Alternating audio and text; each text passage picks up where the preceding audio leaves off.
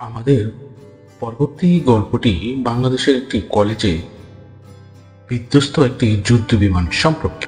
রাজধানী ঢাকার উপকণ্ঠে দিয়াবাড়িতে milestone school and কলেজে প্রশিক্ষণ অভিযানে থাকাকালীন সুপারসনিক F-7 BGTI বিমানটি বিধ্বস্ত হয়। ইতিমধ্যে প্রাপ্ত তথ্য অনুসারে প্রায় 40-এর অধিক নিহত হয়েছে এবং শত শত আহত হওয়ার খবর পাওয়া গেছে। নিহতদের মধ্যে কলেজের ছাত্র, কর্মচারী এবং কিছু পথচারী কিংবা গার্ডিয়ান রয়েছে। উদ্ধারকর্মীরা এখনো ধ্বংসাবশেষ থেকে নতুন কোনো মরদেহ পাওয়ার চেষ্টা অব্যাহত রেখেছেন বলে জানা যায়। কিছু প্রতিবেদনে বলা হয়েছে যে মৃতের সংখ্যা প্রতিদিনই বাড়তে পারে।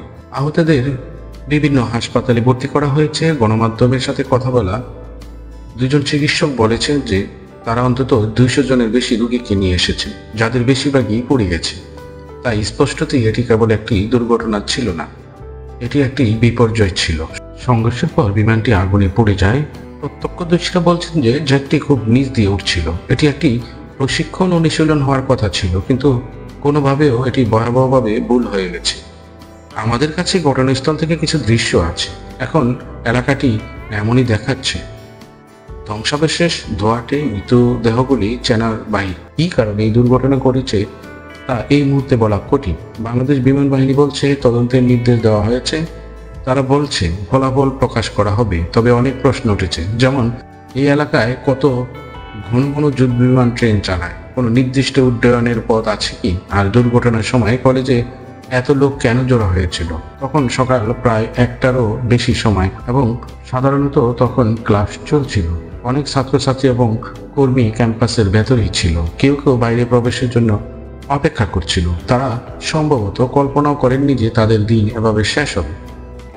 বিধ্বস্ত হওয়ার আগে পাইলট কি বেরিয়ে এসেছিল, নাকি মাটিতে ক্ষয়ক্ষতি কমাতে তিনি কলেজ থেকে বিমানটি দূরে সরিয়ে নেওয়ার চেষ্টা করেছিলেন তা এখনো স্পষ্ট নয়।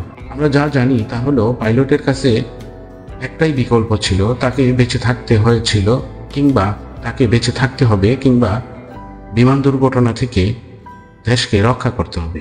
একজন প্রত্যক্ষদর্শী তাকে প্যারাশুট দিয়ে বিমান থেকে বেরিয়ে আসতে দেখেছেন। পাইলট বিমানটি অবতরণের চেষ্টা করছিল। তিনি জরুরি অবতরণের চেষ্টা করছিলেন। ঠিক তখনই কলেজের কাছে উঁচু ভবনের পাশ দিয়ে মাঠে পড়ে যায় এবং মাঠ থেকে ছিটকে চলমান স্কুলের ভিতরে প্রবেশ করে। পাইলট দগ্ধ হয়ে মারা যান, তিনি বেঁচে যাননি। বিমান থেকে তাকে বেরিয়ে আসতে দেখেছেন এমন প্রত্যক্ষদর্শীরা বলছেন যে তিনি বিমানটিকে ভবন থেকে দূরে সরিয়ে নেওয়ার চেষ্টা করেছিলেন। অনেক দেরি হয়ে গিয়েছিল, বিমানটি বিধ্বস্ত হয়ে আগুনে পড়ে যায়। উদ্ধারকর্মীরা এখনও ধ্বংসস্তূপের মধ্য দিয়ে মৃতদেহ খুঁজে বের করার চেষ্টা করছেন। কিছু পুড়ে গেছে এবং শনাক্ত করা খুবই কঠিন হয়ে পড়ছে।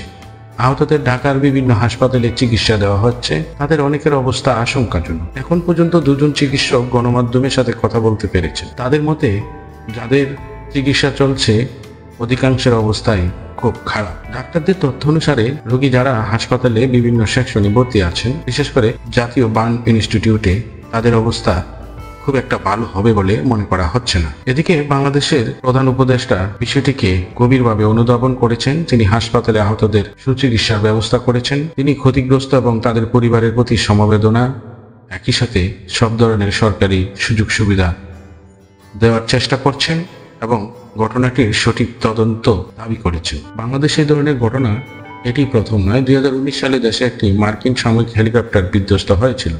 তখন এটি একটি প্রশিক্ষণ মিশনে ছিল। হেলিকপ্টারটিতে 5 জন মার্কিন সেনা এবং 2 জন বাংলাদেশি নাগরিক ছিলেন। তাদের 7 জনেই মৃত্যু হয়েছিল। বন্ধুরা, এক হৃদয় বিদারক ঘটনা। বাংলাদেশের স্বনামধন্য শিক্ষা প্রতিষ্ঠান মাইলস্টোন স্কুল অ্যান্ড কলেজ শিক্ষা ব্যবস্থার এক অনন্য উদাহরণ, কিন্তু তেমন একটি বিশেষ জায়গায় এই বিদ্যালয়টি স্থাপন কতটা জরুরি ছিল, কিংবা ঢাকার মতো ঘনবসতিপূর্ণ একটি জায়গায় বাংলাদেশ বিমান বাহিনীর বিমান ঘাঁটির কতটা প্রয়োজন আছে, সেগুলো সবকিছুই এত বড় একটি দুর্ঘটনায় সামনে এসেছে। সবাই ভালো থাকবেন, সুস্থ থাকবেন, নিরাপদে থাকবেন। সকলের মঙ্গল কামনায় আজ এই পর্যন্তই। আল্লাহ হাফেজ।